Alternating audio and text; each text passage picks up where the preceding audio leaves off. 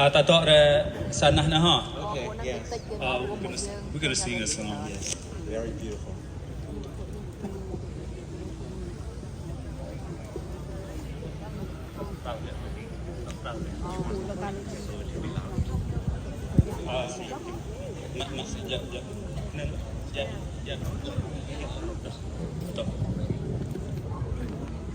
Tato rumpit ha.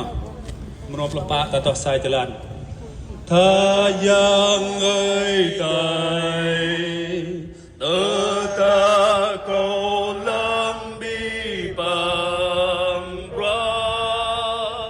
tơ nga ni nga si chom ba pan linh lang câu mu minh tu câu mơ lại trong đam đai lan tra nai bình an ban đam rai ngát có tô tham ni ơi lại buông lại ý chinh buông rong ôm yang biam ma ngát có tô tham ni ơi lại buông lại ý chinh buông rong ôm yang biam ma. Amen. We're gonna have a pastor to pray in our religion. Còn mà tôi đi ra còn nằm.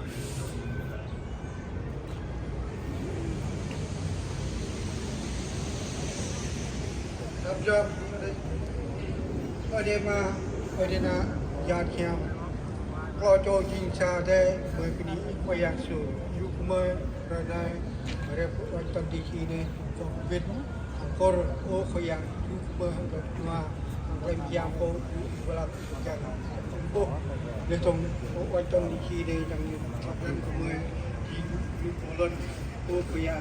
giúp phố phố giúp cho mới sang cái tôi giúpเวลาฝึกการวิทย์มาเป็นยางโฟพยานและเรื่องโฟพี่โอกี้พี่คนจอพี่โจเป็นพี่งัดไปแล้วจังหวะและก็ดิโจมาแล้วเป็นใจใจชูก็เป็นคนโตแล้วเราโจพยานต้นพี่ดิโจมาตัวคนนี้ลังนะพยานเยซูคริสต์อาเมน Thanks everyone for having the Day God people here. We all stand with you. Anytime you ask for, you need, we're gonna come for you. And we are brother and sister. We don't have much word to speak, but we here to support. Thank you. ស្ដាយមួយ អ្នកដៃបងប្អូនមួយបងប្អូនបាទ God bless you all Amen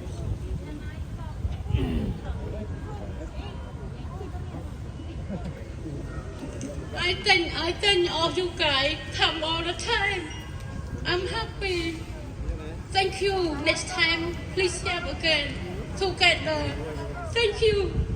Thank you sister from her heart she cry hear that that means she bless all you love all you one nation on the Cambodia ឥឡូវកម្មវិធីបន្តទៀតគឺកម្មវិធីគ្រប់ទង់ជាតិ National Anthem ខ្មែរនិងអាមេរិក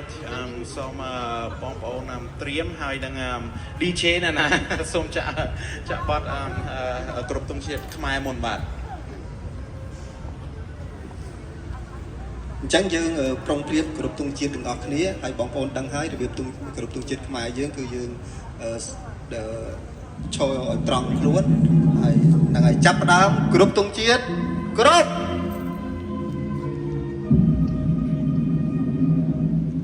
Thank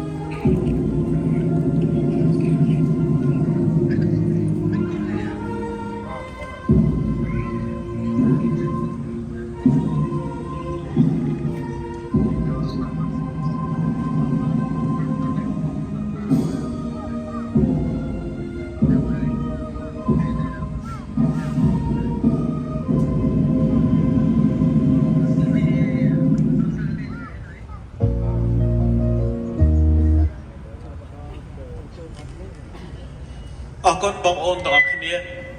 ឡូវនេះជាបន្តដោយសារតែយើងរស់នៅលើទឹកដីសារ៉ុក